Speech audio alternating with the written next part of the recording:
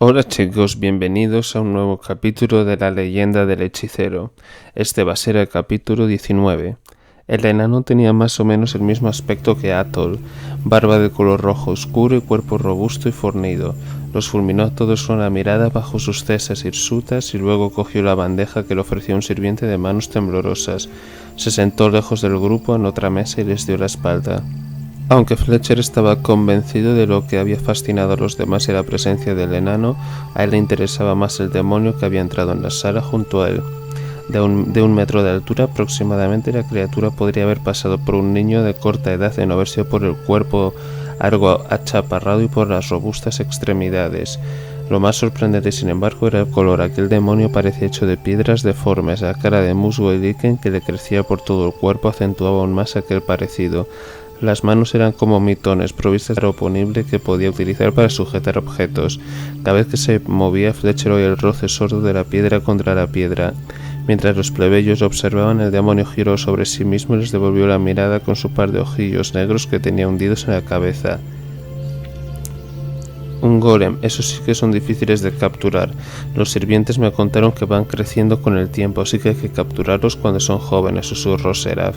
Ojalá me den uno de esos, respondió Atas. Se lo habrán dado como favor especial al Consejo de los Enanos, una muestra de buena fe por la incorporación de los enanos al ejército. No sabía que los hubieran aceptado en todas las compañías militares. Quién sabe qué animal tendrá que montar los que se unen a la caballería, porque con esas piernas tan cortas dudo que puedan agarrarse a los costados del caballo. Atlas se echó a reír de su propia ocurrencia, pero Fletcher no le hizo ni caso. Contempló el enano que seguía sentado con el cuerpo encorvado solo y se puso en pie. ¿Qué haces?, le dijo entre dientes Rory al tiempo que le tiraba de la manga. Voy a presentarme, le dijo Fletcher. ¿Es que no has visto cómo nos ha mirado? Creo que quiere que le dejemos en paz. Fletcher se soltó de Rory e ignoró a sus compañeros. Nada más entrar el enano en la sala, Fletcher había reconocido la mirada de rencor en sus ojos. Era el mismo sentimiento que había expresado él muchas veces cuando los demás niños de Pent le hacían el vacío. Cuando se acercó al banco, el golem rugió en un tono amenazador y volvió hacia el chico su rostro agrietado en el que se vislumbraba una boca sin dientes. El enano también se giró al oír el ruido con una mirada de apresión en los ojos. Me llamo Fletcher, dijo el muchacho tendiéndole una mano al enano para que se la estrechara. Otelo, ¿qué quieres?, respondió el enano, haciendo caso omiso de su mano. Encantado de conocerte. ¿Por qué no vienes a sentarte con nosotros? Hay mucho sitio, dijo Fletcher. El enano dirigió la vista a los demás chicos que lo estaban observando desde la otra mesa con miradas de aprensión. Estoy muy bien aquí, gracias por tomarte tantas molestias, pero sé que no soy bienvenido, murmuró el enano, volviéndose de nuevo hacia su desayuno. Claro que eres bienvenido, vas a luchar contra los orcos igual que todos nosotros, ¿no? No lo entiendes, no soy más que un gesto simbólico. Los generales de Omnium no tienen intención de permitir que nos alistemos realmente en el ejército.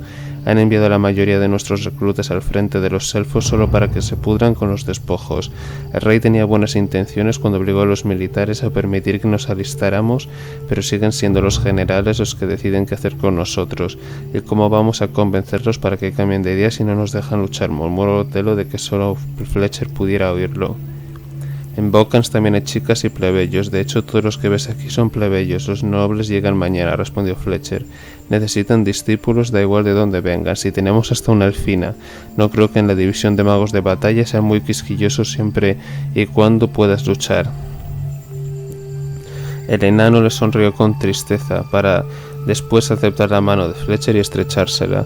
Cero de la elfina. Tuvimos una interesante conversación mientras estábamos esperando a que nos concedieran nuestros demonios. Bueno, espero que tengas razón. Lamento haber sido tan brusco antes. Supongo que te habrá parecido que estaba un poco harto de todo, dijo Otero mientras recogía su bandeja. No te preocupes, ayer conocí a otro enano y se sentía más o menos como tú. Me dio esto. Dio Fletcher mientras buscaba en el bolsillo la tarjeta que el enano le había dado. Guarda eso, dijo Otelo entre dientes nada más verla. Fletcher se la metió de nuevo en el pantalón. ¿Qué ocurría? Se sentaron a la mesa con los demás, que de inmediato bajaron el tono de voz ante la presencia del enano. Buenos días, dijo Otelo tímidamente y los saludó a todos con la cabeza. Los demás le devolvieron el gesto. En unos segundos Rory empezó a hablar y Fletcher tuvo la sensación de que el muchacho no soportaba los silencios incómodos. ¿Sabes qué? Ojalá yo pudiera dejar un mostacho como ese. ¿Siempre lo has hecho?, preguntó Rory. Si lo que pregunta es si nací con él, no, respondió Otero con una sonrisa. Los enanos creemos que cortarse el pelo es un pecado ante el Creador. Somos como él quiso hacernos, y si nos dio pelo debemos conservarlo. Entonces, ¿por qué no te dejas crecer también las uñas? A mí me parece una locura, dijo bruscamente Atlas. Atlas, le reprendió Genevieve.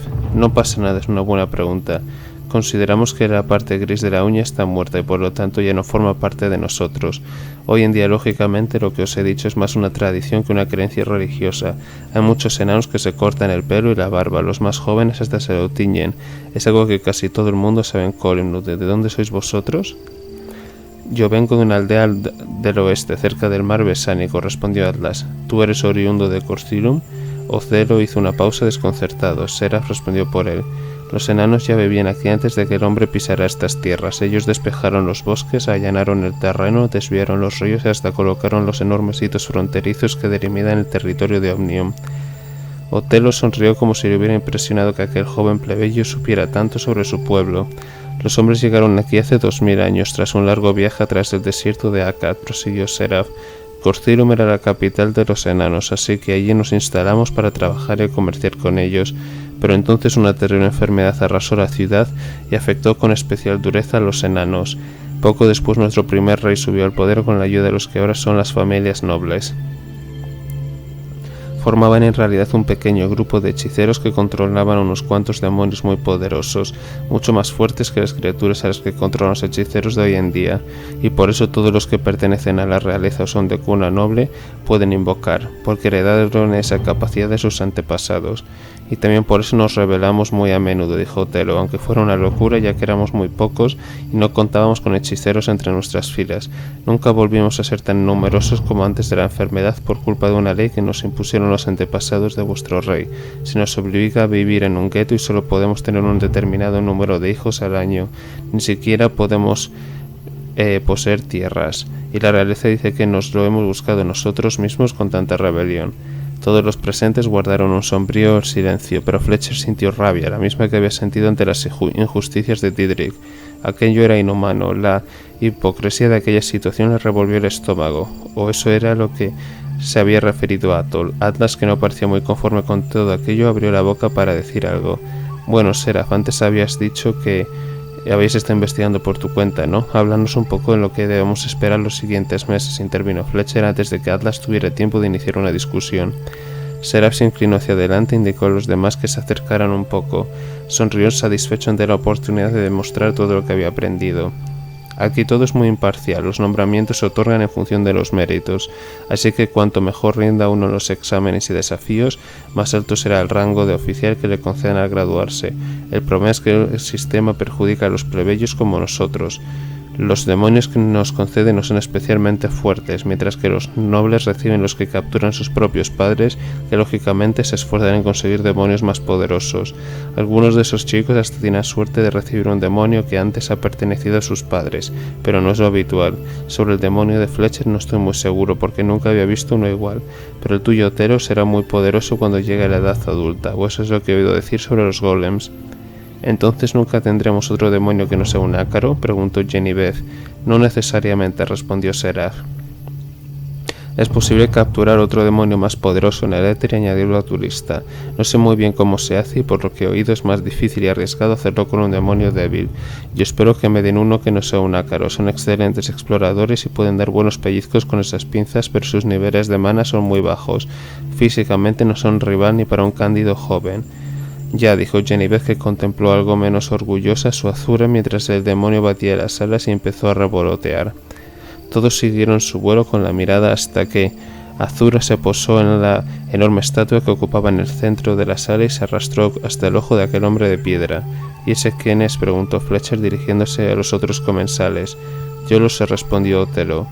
Es Ignatius, mano derecha de Rey Corwin y fundador de la Academia Bocans, que al principio no era más que una tienda en mitad de un campo. Murió en la primera guerra de los orcos hará unos 2000 años, pero se le atribuye el liderazgo de la carga suicida que consiguió romper las filas de los orcos y que en última instancia condujo a su derrota. Eso es, dijo Fletcher entre dientes mientras contemplaba su diablillo, la criatura que le había bajado por el brazo y en ese momento estaba lamiendo del cuenco con evidente satisfacción los restos de gachas. ¿Eso es el qué?, preguntó Rory. Ignatius, así es como se va a llamar mi demonio.